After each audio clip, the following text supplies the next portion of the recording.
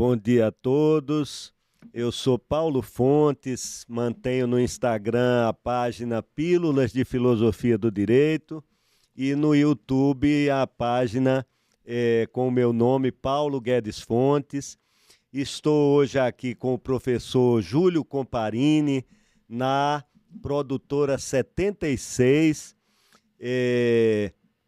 para receber um convidado muito especial, o professor da USP, Regis de Oliveira, que está lançando esse livro, Fundo do Poço, o romance da Cracolândia. Mais um livro do professor Regis. Então, eu estou hoje aqui na produtora 76, agradeço ao Daniel Pereira ter nos disponibilizado esse espaço tão agradável, e estou em companhia do professor Júlio Comparini, professor de Filosofia do Direito, do Mackenzie, e vamos então bater esse papo com o nosso convidado muito especial, um amigo e um homem com uma trajetória pública já vasta, muito interessante, com muitos livros publicados. Vamos bater um papo descontraído com ele. Seja bem-vindo, professor Regis, aqui ao nosso bate-papo. Obrigado, Paulo. É um prazer enorme estar aqui com vocês, Júlio.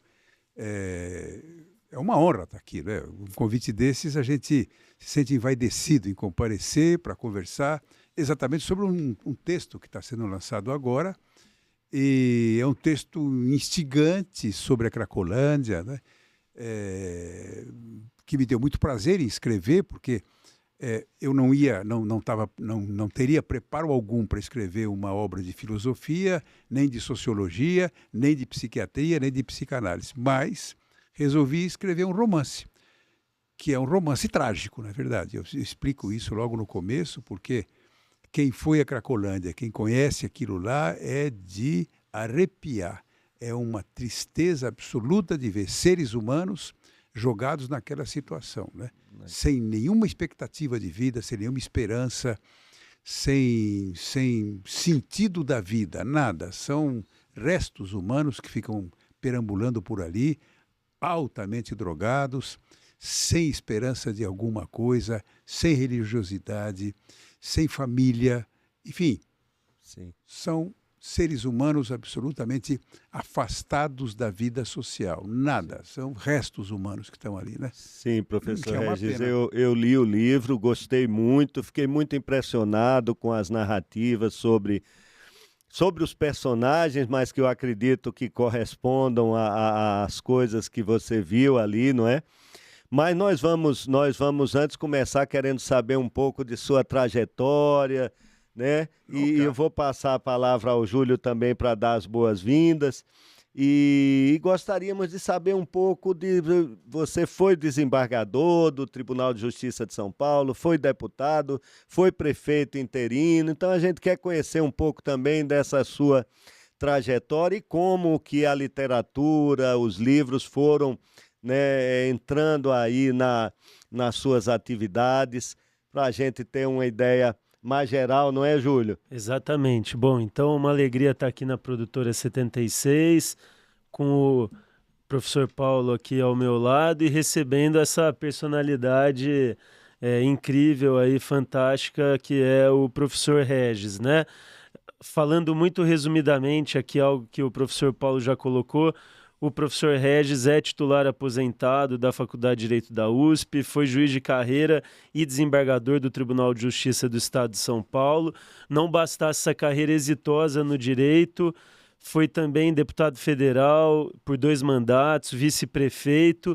E aí, professor Regis, já agradecendo novamente pela participação e colocando aí uma primeira questão para que a gente possa ouvi-lo, não bastasse essa dupla incursão no direito e na política, por assim dizer, que já bastaria para que a sua carreira fosse notória e de fato ela foi nesses 2 campos e ainda é, né? Os seus frutos estão aí até hoje. Há em breve uma nova edição do curso de Direito Financeiro aí na praça, né?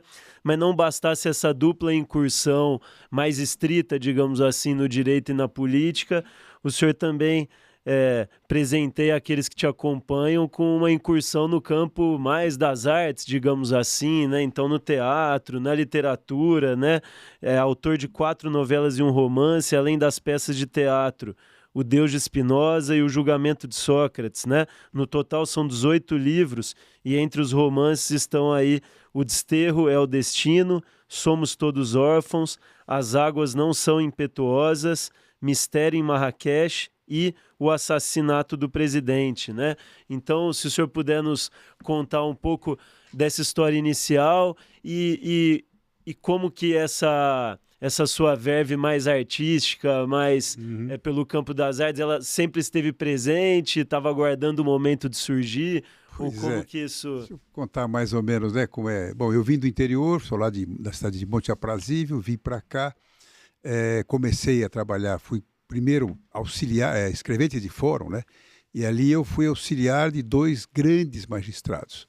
Um era Francis Selwyn Davis, um homem excepcional. E o outro, vocês conhecem bastante, Eli Lopes Meirelles. Então eu auxiliei os 2 e aprendi ali o que é ser juiz, o que é dignidade, o que é seriedade no cargo. E ao lado disso, né, o desenvolvimento da cultura. Eli Meirelles era um homem absolutamente culto, digno, sério, competente. Davis a mesma coisa, um homem excepcionalmente corajoso, de uma coragem pessoal espetacular. Aí aprendi a primeira sedução para ser juiz. Bom, trabalhei no Fórum João Mendes ali tanto tempo, como escrevente de cartório. Ajudei a instalar a Justiça Federal. Eu fui funcionário da Justiça Federal, onde nós temos aqui nosso querido desembargador Paulo Fontes lá pontificando como desembargador na Justiça Federal, no Tribunal Regional Federal. Comecei ali, trabalhando quando foi instalada a Justiça Federal na Praça da República. Isso anos e anos e anos e anos atrás. Na época, os juízes foram nomeados pelo presidente, que era da Revolução, né? Era um dos presidentes da Revolução, um dos generais, que virou presidente da República. E ali, então, comecei também a saber o que era o federal, conheci homens interessantes, né? Só que eles foram juízes nomeados, então não eram homens já de experiência na vida judicante. Mas, de qualquer maneira, foi muito importante para mim. Bom, a partir dali entrei na carreira, fui juiz de Junquerópolis, juiz de Garça, fiz o interior todo, voltei para São Paulo.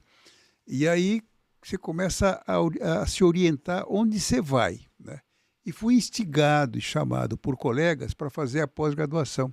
E fui fazer a pós-graduação com homens excepcionais também. Eu tive como orientador o professor Celso Antônio Bandeira de Mello. Na época era Tércio Sampaio, dando filosofia do direito. Tinha Michel Temer dando direito constitucional. Celso Bastos, direito constitucional. Geraldo Ataliba, no direito tributário. Enfim, conheci outra pleiade de homens excepcionais. Então, eu só tive bons exemplos na vida, né? E a partir daí, fiz minha carreira judicante e, paralelamente, eu fiz academia. Comecei a fazer o mestrado na PUC com o Celso Antônio, depois fiz doutorado ali. E aí houve uma torção na minha vida intelectual e acadêmica. Por quê? Porque a Ataliba me chamou para auxiliá-lo na USP. E eu fui auxiliá-lo na USP. O titular da cadeira era Sampaio Dória, e a Ataliba era um dos assistentes dele. Neste ínterim, a Ataliba faz concurso para titular e passa e é aprovado, para titular de Teoria Geral do Direito. E, nesse meio tempo, morre o Dória. E eu fiquei sozinho na cadeira de Direito Financeiro. Bom, eu fiz neste espaço, tudo isso em um ano. Nesse espaço, eu fiz a livre docência, que era o credenciamento para poder ser titular, e abre a cadeira de Direito Financeiro. E eu fiz o concurso e também fui aprovado, cuja banca foi presidida pelo Zé Afonso da Silva. E participou também o Dalmo Dallar e tal, homens na mais alto nível, né? Bom, e aí assumi a titularidade lá na cadeira de Direito Financeiro, onde fiquei um tempão até o final, só que nos períodos em que eu fui deputado federal e depois vice-prefeito, eu fui obrigado a me afastar do exercício da docência, né? Porque é incompatível, você não pode ter um cargo eletivo junto com um cargo em autarquia. Então eu era obrigado a me afastar da USP, fiquei afastado uns 10 anos da docência, que me atrapalhou de certa forma na docência. Mas de outro lado, foi importantíssimo a incursão que eu fiz na... Mas era magistrado à época, Regis? Era magistrado. E podia se afastar também para exercer o cargo eletivo? Não podia. Isso, eu completei meu tempo, eu tinha 49 anos quando eu me aposentei. Com 45 eu fui desembargador, com 49 eu me aposentei. Mas isso fazendo toda a carreira na docência, né? E aí, quando eu me aposentei, eu me candidatei a deputado federal. Foi depois, sim. E aí sim, fui eleito num primeiro momento pelo PSDB, eu estava no PSDB, né? Porque hoje é um partido em extinção agora, né? E ali com o Fernando Henrique Cardoso, com o Covas, então foi muito bom também esse contato todo. E o contato no Congresso é um contato espetacular. Você fica conhecendo todos os agentes públicos que fazem a política no Brasil, que fazem a vida ter fundamento e ter vigência, né? Porque é ali tudo que se passa é no Congresso Nacional. Toda a eclosão de discussões. Foram 2 mandatos. Foram 2 mandatos. Eu fiz um mandato pela metade, porque eu tive que renunciar para vir a ser vice-prefeito de São Paulo. Depois voltei. Terminei aqui. Aqui foi um desastre, né? Que eu peguei um prefeito altamente corrompido e minha vida com ele foi só de 5 meses. Aí eu rompi com ele, me afastei do governo, embora continuasse sendo vice-prefeito, mas fiquei afastado do governo de qualquer maneira. Depois fiz uma nova candidatura para deputado, fui eleito, fiquei lá um segundo mandato, aí cumpri o mandato todo. Mas isso é importantíssimo, porque é ali que a vida pulsa, sabe? As grandes discussões, veja hoje, as grandes discussões estão lá, anistia, esse negócio todo que está pipocando hoje. E na você época, já veio para os mandatos com a experiência toda da magistratura? Então, fiquei 31 anos no Poder Judiciário, contando o tempo de escrevente, que eu fiquei 7 anos, depois mais 20 e poucos anos na magistratura, né? Fazendo toda a carreira de juiz de primeiro grau, de segundo grau. E levou essa experiência para o Congresso, claro, porque às vezes faz falta aos deputados, não é? Faz. Tudo o trabalho que eu fazia na Comissão de Constituição e Justiça era de segurar todas as inconstitucionalidades dos projetos que eram apresentados. Sim. E era um atrás do outro. E aí, às vezes, até criava uma certa antipatia com os colegas, porque se dizer que o projeto dele era inconstitucional, claro, você não era passava a não ser muito simpático ao cara, sim, né? Sim. Mas consegui bloquear centenas e centenas e centenas de projetos absolutamente inconstitucionais. Preventivo da constitucionalidade. É isso aí. Então, na comissão, tudo passa pela Comissão de Constituição e Justiça. Então, lá era um trabalho exaustivo. Eu tinha, felizmente, uma assessora de primeiríssima grandeza que me ajudava muito a fazer toda essa limpeza ali, o pente fino, né? Uhum. Bom, fiz grandes amizades lá que duram até hoje, com governadores atuais e prefeitos atuais. Isso me valeu de muita experiência também.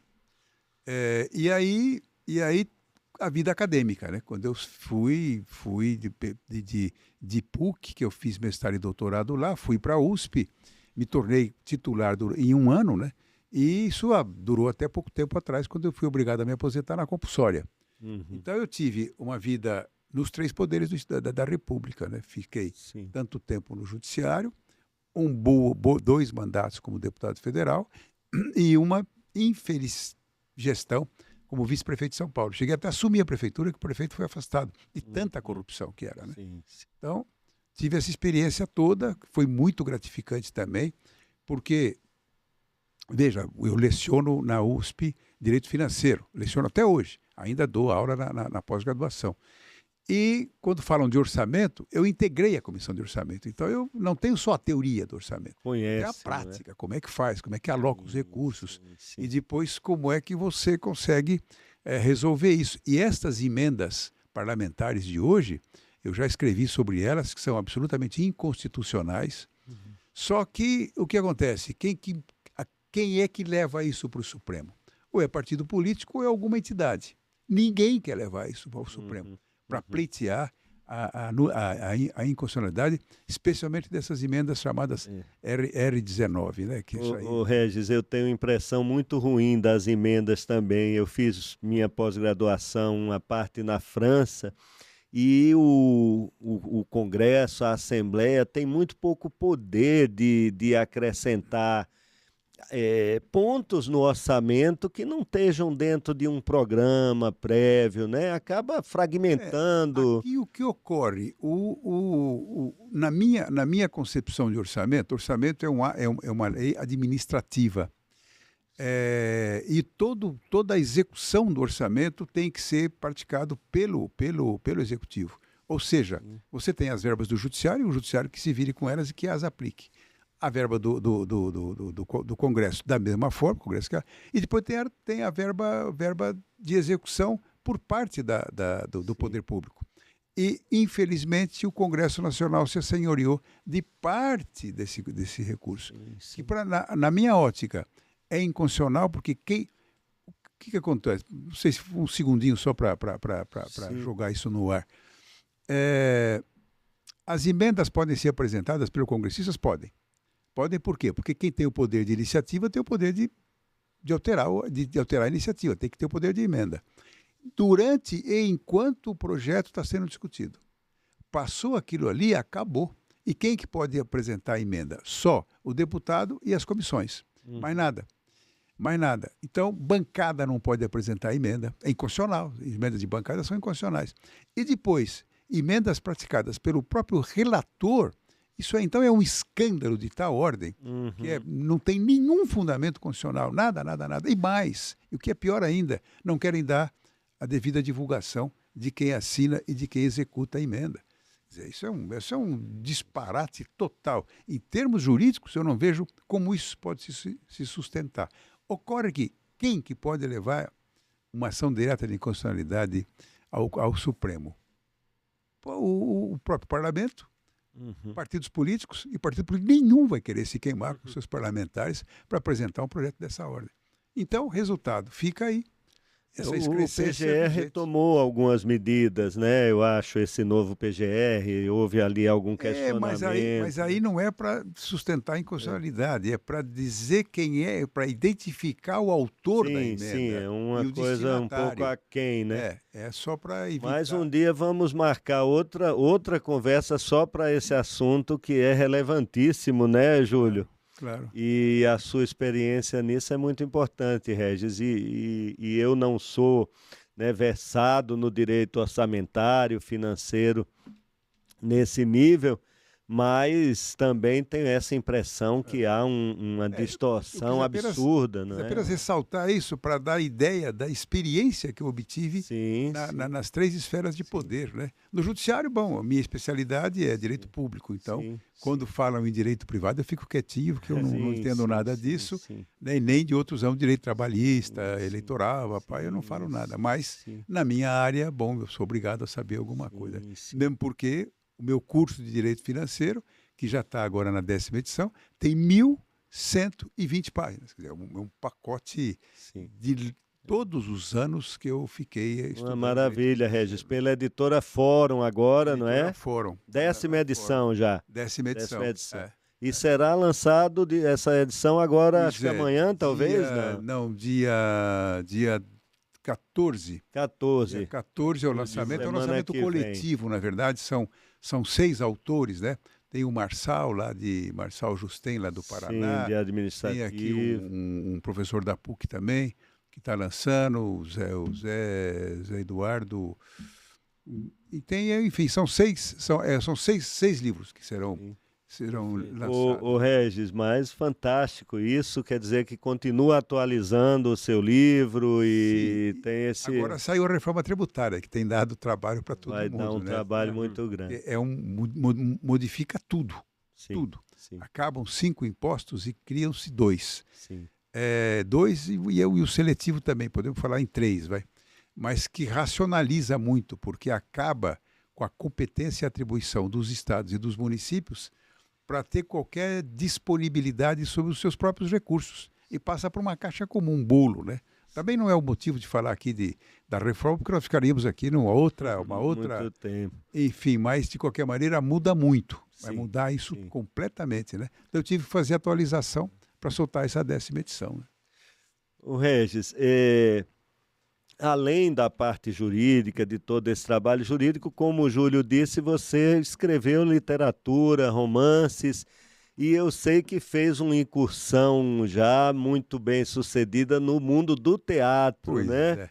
Eu Pois é. até conheci o professor Regis, Júlio, com mais profundidade, mais proximidade, a partir da peça dele, O Deus de Spinoza, uma peça que o professor Regis escreveu sobre o filósofo Baruch Spinoza, Bento de Spinoza, e levou aos palcos aqui em São Paulo, e eu tive a oportunidade de assistir 2 vezes. Então, queria que você também nos falasse disso e de outros projetos que eu sei que estão vindo aí seus na área do teatro também. Eu tenho uma alma irrequieta, né? Eu não consigo ficar parado nunca. Então eu fico imaginando, fico pensando coisas e tal. E aí escrevi alguns romances, né? Na verdade, não são bem romances, né? O Júlio, ao mencionar isso, falou em novelas, né? É novela, algumas novelas. Eu escrevi Somos Todos Órfãos, que é uma crítica dura à religião. Eu digo que, bom, posso sintetizar, Deus não existe, ponto. Então, como é que faz isso, né? Eu faço uma análise sobre budismo, sobre hinduísmo, sobre o cristianismo, sobre tudo, o islamismo, né? E mostro a decepção de todos com essas religiões. Depois escrevi um outro livro, também uma novela, que é As Águas Não São Impetuosas. É uma frase do Brecht, né? Ele fala, todo mundo reclama das enchentes, das águas que extravasam o leito do rio, mas ninguém pensa que eles têm o canal estreito. E por isso é que só que aqui eu pus impetuosas, não há água impetuosa, a água pode ser tempestuosa. Ímpeto é da pessoa humana, mas eu aproveitei essa frase do Brecht. E então, o que eu quis dizer com isso aí? É uma pessoa que volta à sociedade de origem e não é mais recebido por ninguém. Então, todo mundo o rejeita e tal. Por quê? Quando ele saiu de lá, ele era pequenininho. Todo mundo brincava com o menino, bonitinho, tarará. Só que depois ele volta bem sucedido, rico, e era negro. Resultado, ninguém o recebe. Então, eu fiz uma análise dura das pessoas que não diretamente, mas subrepticiamente rejeitam, né, as pessoas de outra qualificação, de outra etnia e tal, né? Então por isso esse chama como, Regis? As Águas Não São Impetuosas. As Águas Não São Impetuosas. Tem um outro aqui que é muito interessante, O Desterro ao Destino. Esse texto me deu um prazer enorme escrever. É um diálogo entre o morto e o verme. Né? Quer dizer, o verme... Na linha de Machado de Assis. Continuando a história. Do Rubião. Então, está lá o morto e o verme aparece para ele e diz, olha, lá em cima acabou, e agora? Agora como diz o caboclo, é nós aqui, né? Então começa um diálogo muito interessante, que eu imaginei, como é que pode ser um diálogo desses, né? Depois tem outro que é o assassinato do presidente. O livro começa na Serra da Capivara, e tem outro também ainda, que é o Mistério em Marrakech. Sim. Mistério em Marrakech, que eu escrevi vendo Marrakech. Estive em Marrakech, vi aquilo lá, me veio a inspiração ali na hora de escrever um texto sobre aquilo. Escrevi. Mas aí é mais complicado falar sobre esse texto, que é um texto que precisa mais de um detalhe. Mas o Destino é muito interessante. E o assassinato do presidente é um texto que começa na Serra da Capivara, vem para São Paulo, onde há aqui toda uma discussão aqui em São Paulo. E na Serra da Capivara, quando eu fui lá, foi muito interessante, que eu acabei conhecendo a grande criadora daquilo tudo, que é a Niede Guidon, uma mulher fantástica, maravilhosa, né? E tive uma foto com ela lá, e depois ela gravou um vídeo falando do livro, segurando o livro na mão, né? Esse livro, o Assassinato do Presidente. Do Presidente. Que aí já me criticaram, você já quer matar o Bolsonaro? Eu não quero matar ninguém, né? Eu nem me referi a ele, nem nada, né? É um texto de criação literária, imaginativo, né? Bom, esses são aí, essa é a minha incursão pela literatura. E, paralelamente, eu fiz aí... Por que eu escrevi um temas texto... polêmicos, né, Regis? Só, a né? questão de Deus, filosófico, a questão do racismo. É isso. Sim, então sempre você né? sempre teve uma atração por essas questões, uma angústia. Convenhamos, Paulo, escrever é coisa que não tem nada de importância, não interessa. Escrever isso é melhor ficar quieto, né? Sim. Como dizia o Wittgenstein, né? Quando não se pode falar, fique cale-se. Em silêncio, né? Ele está falando em outra perspectiva, mas de qualquer maneira a frase é boa para a gente citar aqui, né?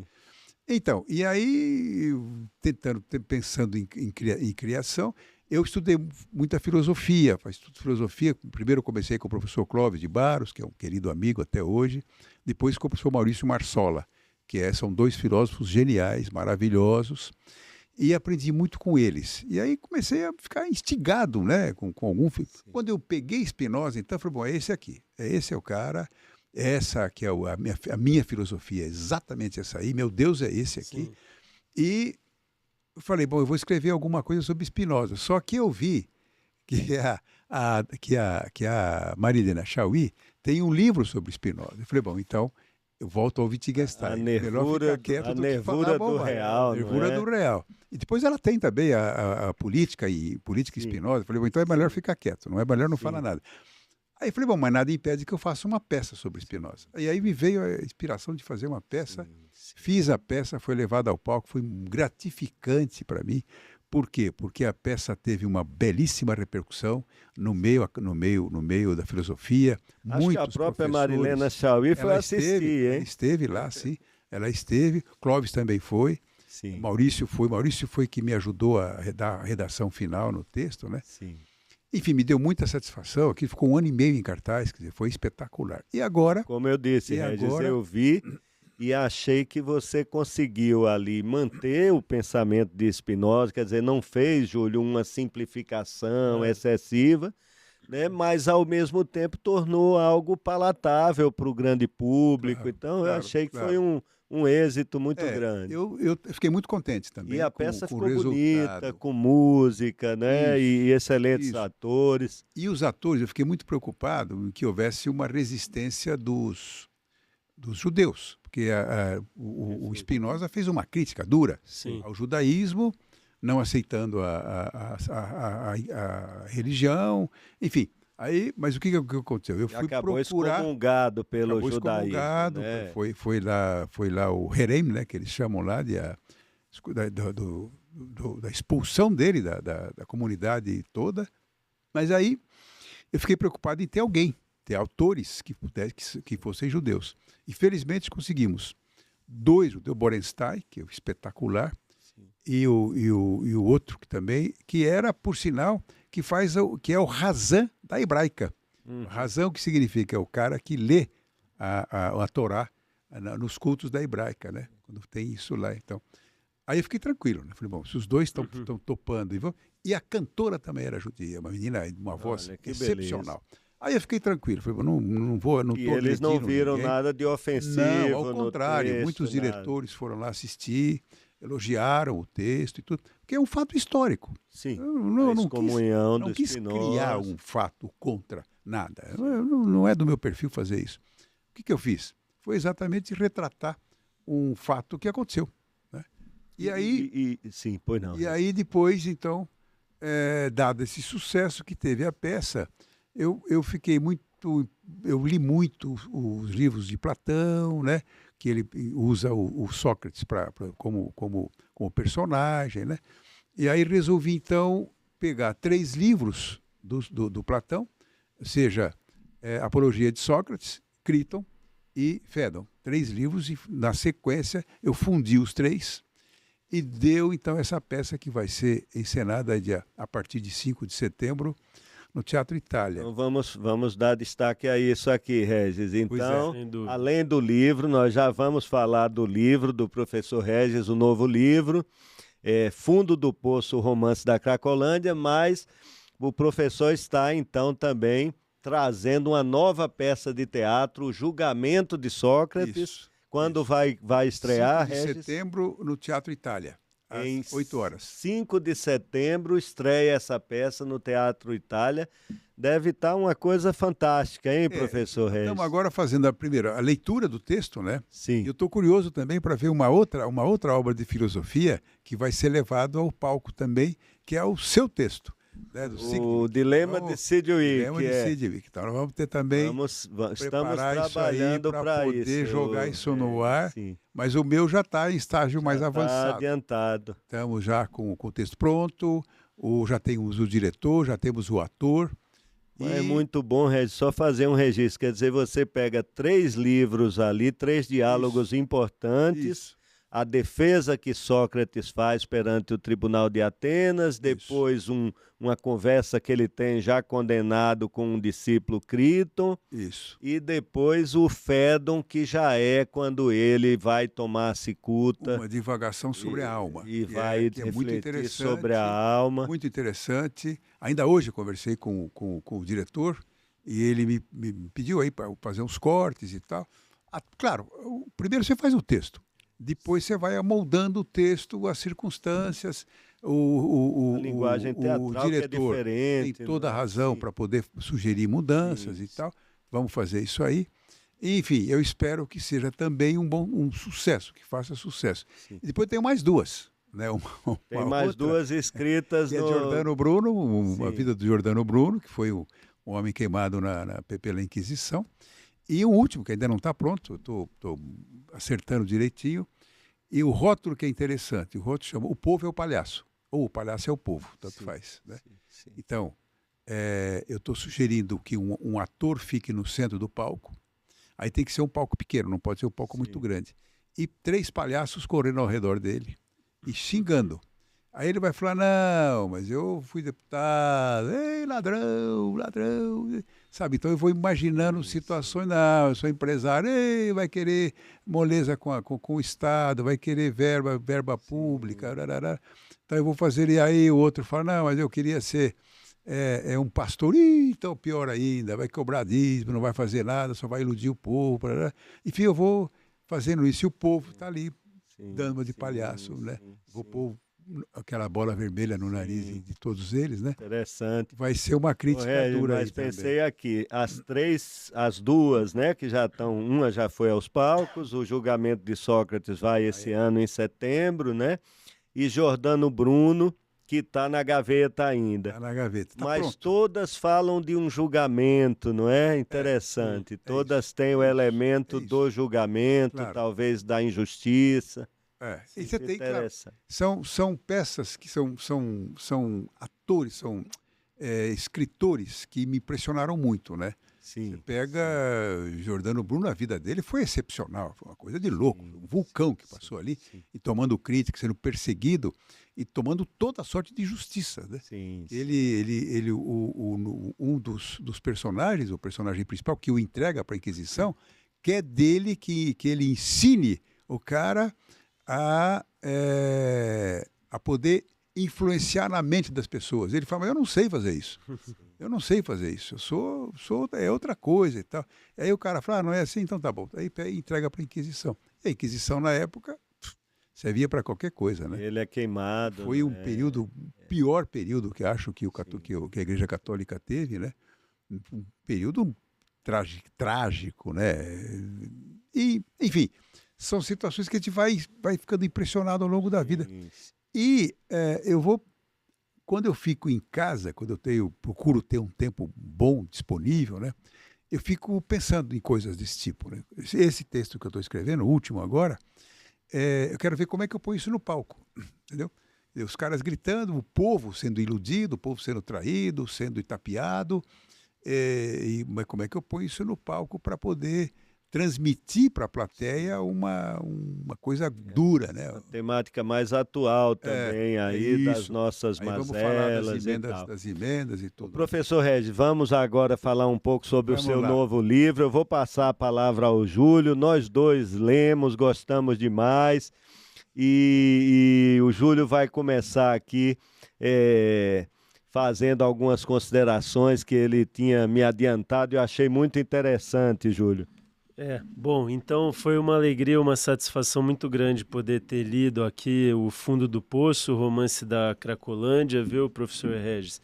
E eu me lembrei, lendo o texto, de algo que conheci um pouco estudando fundamentos filosóficos dos direitos humanos, né? Diz que nos idos do século XVIII, um outro filósofo muito caro a todos nós, imagino que é o senhor também, que foi Jean-Jacques Rousseau, né? Autor do Contrato Social, enfim, um ano antes de lançar o Contrato Social, que salvo engano é de 1762, Rousseau lançou um livro que nos dias de hoje não é assim tão famoso, chamado Júlia ou a Nova Heloísa, né? E esse livro foi um romance epistolar, né, de cartas, que não é algo que hoje nos empolga tanto, né, porque parece um pouco demorado demais, ler cartas.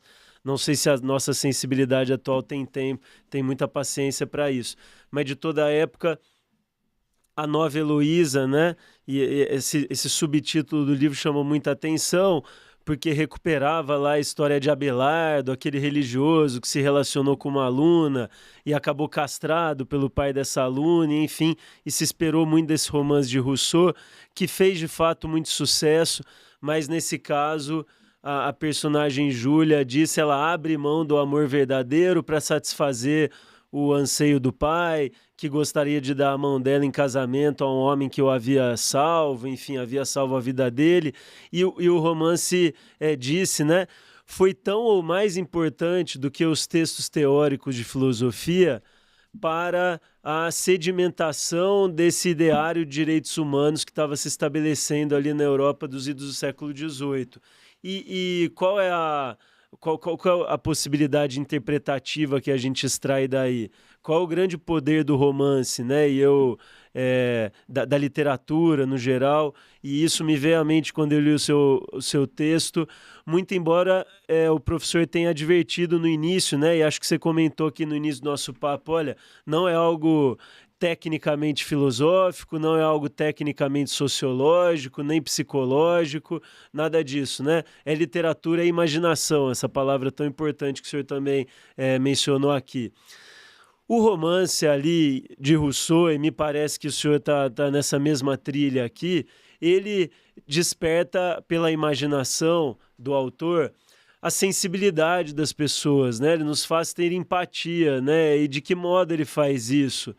Ao mostrar que personagens reais ou fictícios, dos quais a gente se imagina tão distantes, né? As pessoas que vivem em São Paulo e eventualmente se deparam com pessoas nessa situação da Cracolândia ou outras cidades grandes do país que vivem algumas situações talvez não tão drásticas como essa, mas parecidas, né? Quer dizer, a gente muitas vezes atravessa o caminho de uma pessoa dessa e não se importa muito, né? A gente atravessa e segue seguindo ali os nossos afazeres, cuidando da nossa vida pessoal. Ao ler o livro, a gente se demora nessas pessoas, né? A gente dá alguma atenção para essas pessoas e a gente, então, se sensibiliza de verdade com a história e vê que aquele que parece estar tão distante de nós, no fundo, é alguém muito próximo de nós, né? Eu, então, fiquei muito sensibilizado, muito emocionado em ler aqui os relatos, né? Há vários personagens marcantes, há o Francisco, que é o primeiro que aparece, há a Larissa, se eu não estou enganado, que é uma servidora e que também gosta de teatro, né? Que é uma coisa que o senhor também fez aí a incursão e acaba também se envolvendo nesse mundo. Então, eu gostaria que o senhor começasse falando sobre como é que o senhor vê isso, né? Como que o senhor vê o papel da literatura e se era esse mesmo talvez o intento, né? Ainda que não sendo uma obra tecnicamente filosófica, sociológica e sequer, né? Eu acho que a sua obra é muito mais do que isso, né? Não há aqui, evidentemente, um propósito de atuar diretamente na política, digamos, mas me parece o seu texto, ele sendo literário, irradia para todos esses campos, né? Ele faz com que a gente pense, faça reflexões sobre o que poderia ser feito e ele pode servir, me parece, de um excelente combustível para impulsionar mudanças e políticas que precisam ser adotadas para que isso seja revertido, né? Então, não sei se o senhor concorda com isso que eu coloquei, é mais uma provocação para que o senhor possa falar sobre o texto e sobre o seu impulso. O que sucede em relação ao livro, né? Você invocou Rousseau, só que Rousseau foi um homem absolutamente contraditório, né? Ele fez uma porção de filho e nunca recebeu nenhum. Jogou todos para outros cuidarem, no orfanato, né? Então, claro, era um homem politicamente excepcional, os livros dele são notáveis, né? Notabilíssimos, né? Por todas as forças que tem, intelectual. Bom, começou disputando lá congressos, apresentando teses, então tem textos espetaculares dele. Mas o Rousseau aqui não iria ficar bem encaixado no texto, porque abandonou os filhos todos. Pessoal, abandonou os filhos todos. Mas, enfim, o que sucedeu aqui? Eu leciono lá na faculdade, na pós-graduação, direito financeiro. Então, quando eu falo sobre orçamento, eu digo, bom, eu peguei e imaginei de levar os alunos na Cracolândia, até a Cracolândia, para saber o que é aquilo lá. Ninguém conhece aquilo lá. Então, basta ir lá para ficar apavorado, horrorizado, né? E condoído ao mesmo tempo. Então, eu levei os alunos. Levei uma primeira vez, fomos lá, todos eles. E pela manhã, 8 horas da manhã, a gente foi, fizemos um passeio ali, uma incursão, a Polícia Militar nos deu o apoio. E aí eu falei, bom, agora vamos voltar para a faculdade para continuar a aula. Os alunos não dá para continuar a aula, ninguém quer continuar a aula depois de ter visto, de ver isso aqui. Qual o sentido? Então, né? Realmente é um negócio acachapante, dolorido de ver, um negócio assim, né, que vai ao fundo da alma mesmo para... E aí, bom, eu não iria ter qualificação profissional para escrever uma obra sociológica, merece. Uma obra sociológica aqui, ou psiquiátrica, ou psicológica, seja lá o que for. Mas eu falei, bom, eu vou então criar situações, imaginar situações. Aí estive lá algumas vezes, sempre acompanhado da Polícia Militar, que foi de extrema utilidade para mim. Conversei com algumas assistentes sociais, fui até o Hub, tem lá um HUB, um Hub, que é um hospital, uma casa de acolhimento deles lá, né? Mas espetacular, tem uma estrutura muito boa, recursos ali não faltam. Então, tem toda a estrutura, tem médico, tem psiquiatra, tem camas, tem tudo, remédio, tem tudo lá. E aí comecei a falar, bom, então, como é que eu vou escrever? Eu quero escrever alguma coisa sobre isso aqui para chamar a atenção da população, né? Eu digo aqui na abertura, no prefácio, que digo, olha, precisamos despertar a atenção da comunidade para isso. Solução tem? Claro que tem. Nada é insolúvel no mundo. Então, tem. Solução tem. Tem gente lá para trabalhar? Isso aí tem. Tem recursos? Tem. E por que não se resolve? Né? Então, é difícil ser essa indagação. Aí eu comecei a, então, ver situações que ocorreram lá, algumas que estão relatadas aqui, são situações que eu ouvi no local, e outras que eu imaginei, claro, não é difícil você imaginar a tragédia dos outros, né? E nem para o bem nem para o mal. Quando você deixa a imaginação criar situações, porque você liberta o teu pensamento para poder vagar à vontade. Você pode imaginar num outro mundo, nas nuvens, você voa, né? Aquela história tem uma música brasileira que diz isso, né?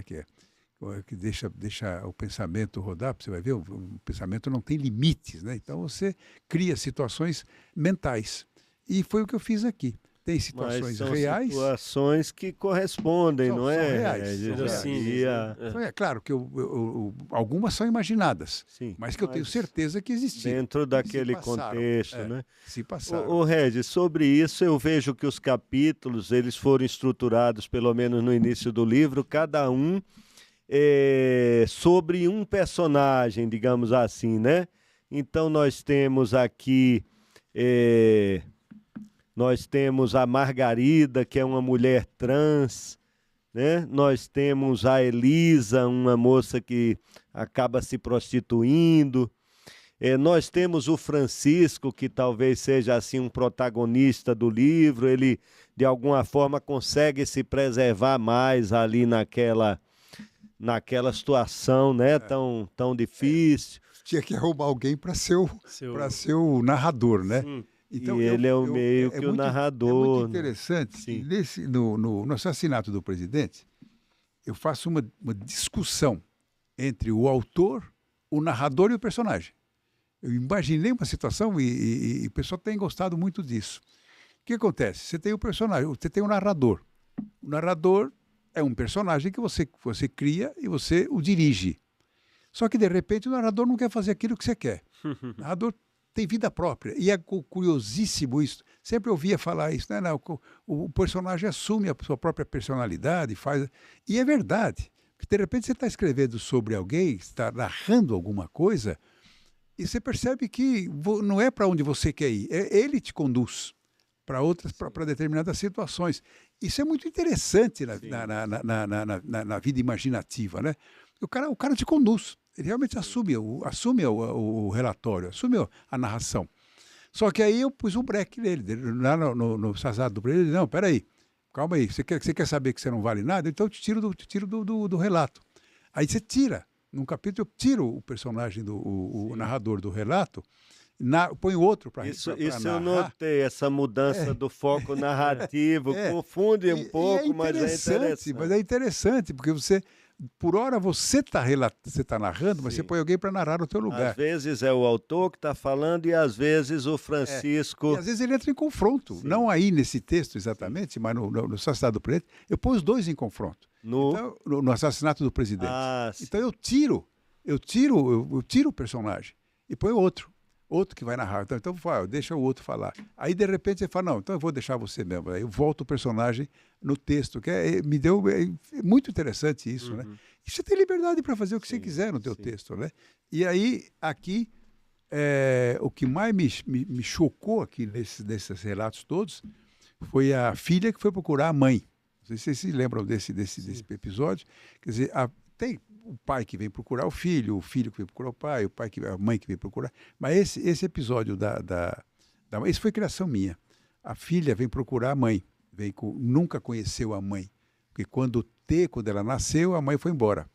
Eu não vou dar spoiler aqui, mas vale a pena, é uma história bem interessante. Ela não conhece a mãe, nunca viu a mãe, e ela está com 17 anos. Aí ela pergunta para o pai, eu quero saber quem é minha mãe. Pai, eu nunca mais vi, não sei onde é que ela está, ela sumiu, desapareceu. Aí ele começa a procurar em delegacias de polícia pelo nome, não acha. Aí alguém diz para ele, vai na Cracolândia, será que ela não está lá? Aí vão os dois lá. E quando chegam ali, esse espaço ali que a polícia militar tem, polícia militar também, a civil, também a guarda metropolitana e os assistentes sociais todos, são homens preparados para aquilo. Então, normalmente eles levam o pai, ou a mãe, ou a filha para dar uma volta ali, para eles olharem, né? E aí a filha vai, começa a ver uma pessoa, depois o pai fala, não é essa aqui, não é essa aqui. De repente fala, bom, é essa aqui? Ela fala, não sei. Pode até ser. Está tão estragada, tão violentada pela vida, que pode até ser. Ela falou, filha, não sei. Aí ele pega, vai, ele tem sua atividade, vai. A menina pega e leva essa moça para o hub, a mãe, a possível mãe, para o hub. E lá tem um diálogo, né? Ela fica mãe. Ela estava desesperada para encontrar a mãe, mas parecia ser a mãe. E, de repente, no lance final, a mulher está completamente fora de si, completamente fora, não raciocina, não reconhece ninguém, e drogada a vida inteira, você imagina, né? Ela não tem mais como pensar. E, de repente, ela olha para a filha, fala filha e morre. Esse é um episódio duríssimo, né? Duríssimo para a menina, para a própria mãe, que, de repente, fica um segundo lúcida, né? E depois o pai que foi embora, que não participou desse lance. Então, são esses fatos que eu vou narrando. É muito comum ali também que as jovens que estão ali, drogadas, né, completamente drogadas, de repente elas dormem. E dormem e são abusadas por quem? Um monte de gente. E de repente engravida. Engravida de quem? Sabe-se lá de quem? De alguém, né? E narro aí também um parto que ocorre lá, coisas dramáticas, né? Que só estando ali para ver. E a visualização da Rua dos Protestantes, hoje eles estão na Rua dos Protestantes, a visualização daquilo já mexe com a gente, sabe? Mexe com o nosso sentimento. É dramático, dramático, dramático, dramático. É tudo que há de... nem o Dante Alighieri, quando viu o inferno, acho que conseguiria retratar essa situação. É muito triste isso. Mas você fala muito aqui no sofrimento dessas pessoas, não é? Na desumanização. Tem um momento em que você lembra os versos de Castro Alves. Deus dos desgraçados, né? Senhor Deus dos desgraçados, não é? Dizei-me vós, Senhor Deus, se é loucura, se é verdade, tanto horror perante os céus. Esse é o Castro Alves falando do navio negreiro. Do navio negreiro, né? Esse poema, para mim, é uma das coisas mais lindas que eu já vi. Não é? É espetacular, realmente. E foi isso que você viu na Cracolândia, essa e você, desgraça humana, e mais, alguns religiosos tentam ir lá, tentam ajudar alguma coisa, vão lá fazer uma incursão ali, mas o problema é muito dramático. Então teria que ter realmente toda uma estrutura de recuperação, de acompanhamento psicológico, de acompanhamento físico, de tratamento, e mais, o mais importante de tudo é trazer a família para ali. Né? Fazer a família para visualizar a pessoa e tentar tirá-la dali, porque sem a família você não tira nada.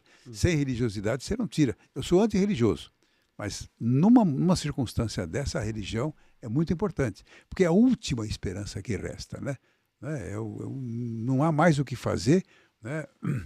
É a esperança que sobrou. Me lembrou o Cícero. Parece que o Cícero também não acreditava muito, mas ele disse socialmente a religião é necessária, né, Regis? Não, a religião é fundamental. Eu não sou religioso, mas eu acho que a religião, para este efeito aí, ela tem uma eficácia muito grande. Sim. Quando você mexe com o sentimento, quando você mexe com a crença da pessoa e mexe com a esperança da pessoa, né? Você diz, olha, esse é o único caminho, o último caminho que resta é esse aqui.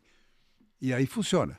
Aí funciona. Nada de ficar rezando, indo para a igreja, eu sou contra isso aí tudo. Mas, neste passo, eu acho importante que tenha lá uma assessoria. Ou a religião, ou como você diz aqui também, Regis, o amor, não é? Em algum momento você diz o que o Noia quer é se sentir amado também, como qualquer pessoa.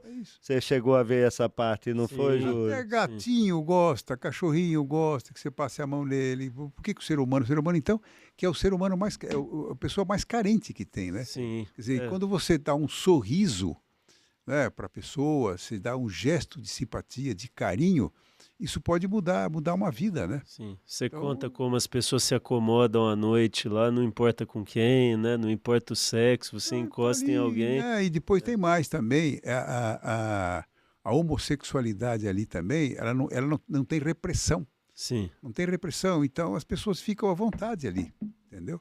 E são violentadas também, são violentados também ali nisso aí, né? Enfim, é um mundo que não é o nosso, mas é um mundo muito triste. Sim. É um mundo dramático, né?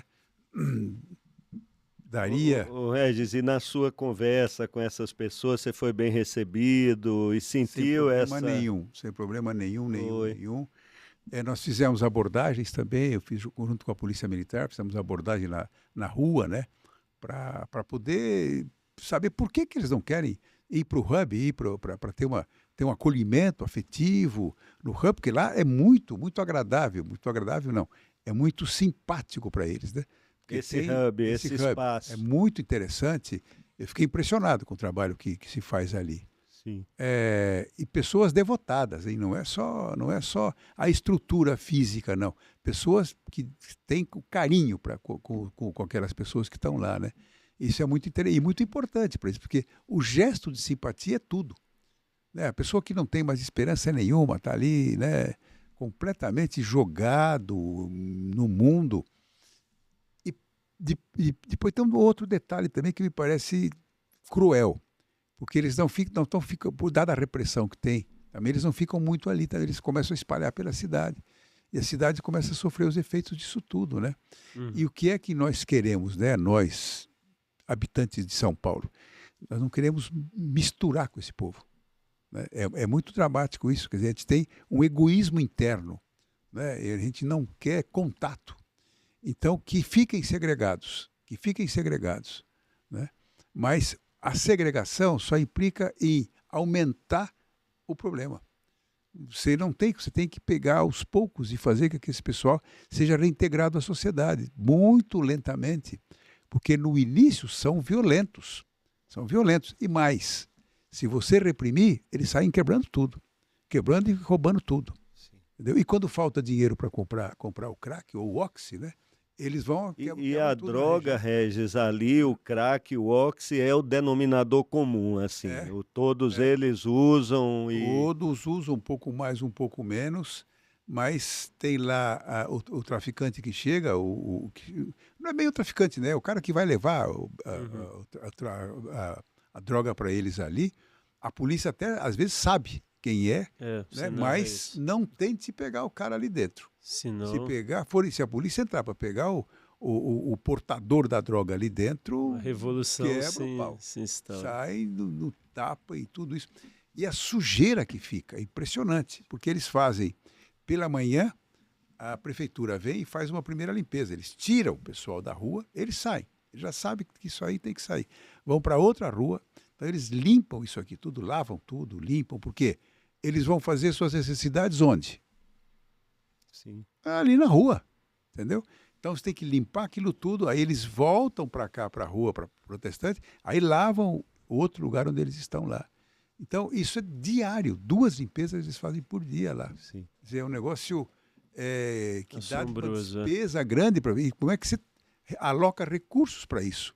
Você tem que alocar recursos para manter o pessoal todo, polícia militar, polícia civil, polícia da Guarda Metropolitana, você tem que ter os assistentes sociais, os médicos, e tudo isso aí custa. Isso custa. E também a limpeza, né?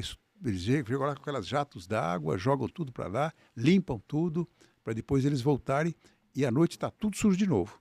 Por quê? Porque não há nenhuma circunstância para fazer higiene alguma. Você tem ali... o fluxo é muito grande, eles chamam de fluxo, né? O que se passa ali internamente. Você tem,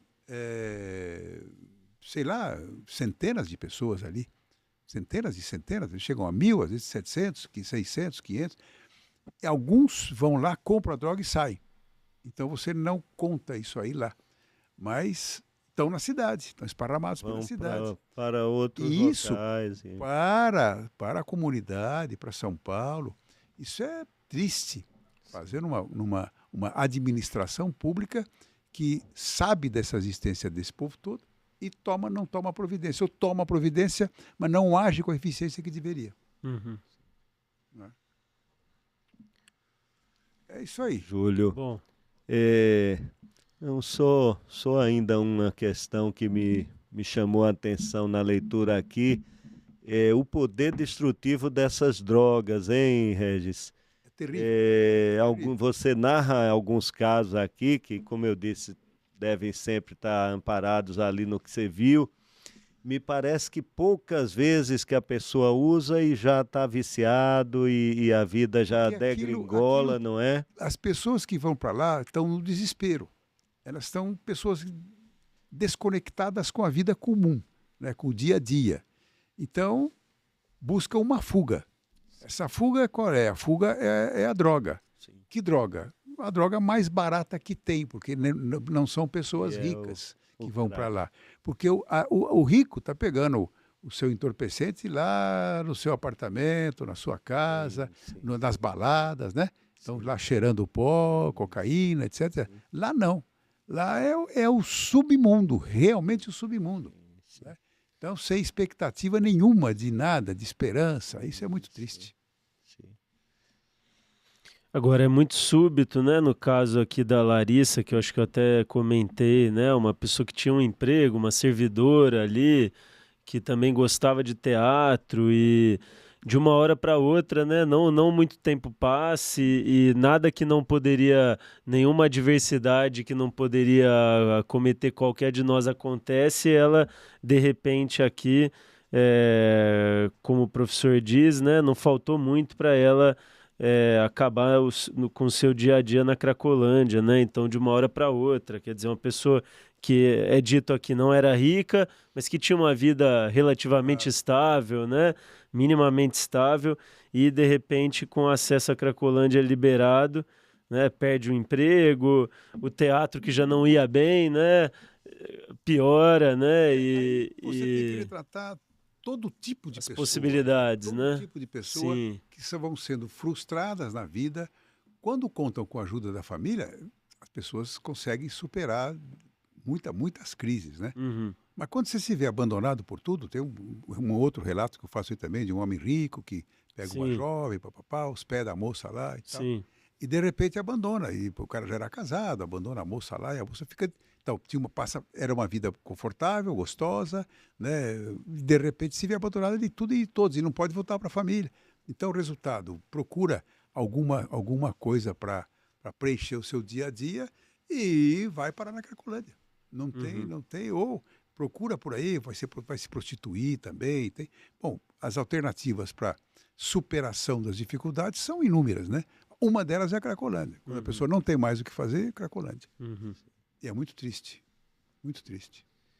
Eu quero, Regis, lhe parabenizar, professor Regis, então, como conversamos sobre esse livro dele, Fundo do Poço, Romance da Cracolândia, Regis Fernandes de Oliveira, e é da editora Grupo Novo Século, não é? Que publica boa parte dos seus livros. Isso.